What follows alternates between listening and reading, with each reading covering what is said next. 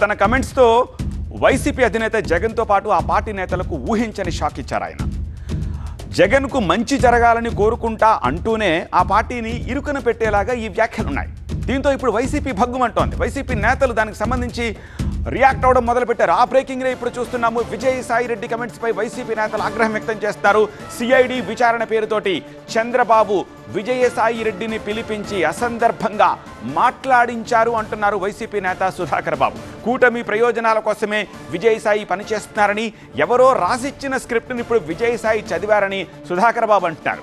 వైసీపీలో విజయసాయి కంటే పెద్ద కోటరీ ఎవరున్నారు అంటున్నారు సుధాకర్ బాబు.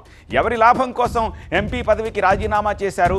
కేవీ రావు, వైవి సుబ్బారెడ్డి మధ్య సంబంధాలుంటే ఎందుకు కేసు వేశారు? వైసీపీ నేత టీజేఆర్ సుధాకర్ బాబు అంటున్నారు. రాజకీయాలను వదిలేసిన విజయసాయి రెడ్డి ఎవరి ఆదేశాలతో ఉపరాష్ట్రపతికి స్వాగతం పలికారు అంటూ క్వశ్చన్ చేస్తున్నారు సుధాకర్ బాబు. సాధారణంగానే చంద్రబాబు నాయుడు మేము సంతోషంగా ఉండటం చూడలేడు కాబట్టి సాయిరెడ్డి గారిని సిఐడి ఎంక్వైరీ పేరుతో హైదరాబాద్ నుంచి పిలిపించారు. సరిగ్గా ఈరోజే వారిని పిలిపించి అసందర్భంగా మాట్లాడించారు.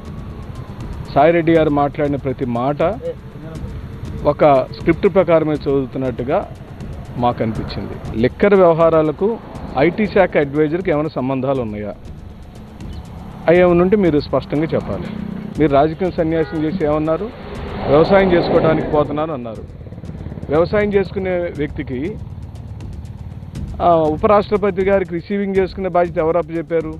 అంటే కూటమి ప్రభుత్వంతో మీ రహస్యమైన స్నేహం కొనసాగిస్తూ ఈ రోజున మీరు ఇక్కడేదో క్వార్టర్లు ఉన్నాయని, ఆ క్వార్టర్లే వారిని ఇన్ఫ్లుయెన్స్ చేస్తున్నాయనే మాట మాట్లాడారు. అసలు సాయిరెడ్డి గారు, నేను అడుగుతున్నాను, ఓ ఎస్ఏ విభాగ రాష్ట్ర అధ్యక్షుడిగా, మాజీ శాసనసభ్యుడిగా, మీకన్నా మించిన క్వార్టర్ జగన్మోహన్ రెడ్డి గారి దగ్గర ఎవరున్నారు?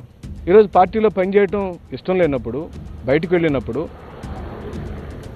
ఓ మహాప్రభంజనాన్ని సృష్టించిన నాయకుడి మీద ఆ విధమైన భాష మాట్లాడటాన్ని పూర్తిగా వైఎస్ఆర్ కాంగ్రెస్ పార్టీ, నేను వ్యక్తిగతంగా వ్యతిరేకిస్తూ 4 years మీకు ఇంకా కాలపరిమితి ఉన్నప్పుడు ఈ 4 yearsలో మీరు రిజైన్ చేస్తే లాభం పొందేది ఎవరు? మీరే చెప్పాలి రాష్ట్ర ప్రజలకు. ఎవరికి లాభం చేకూర్చడం కోసం మీరు రాజీనామా చేశారు?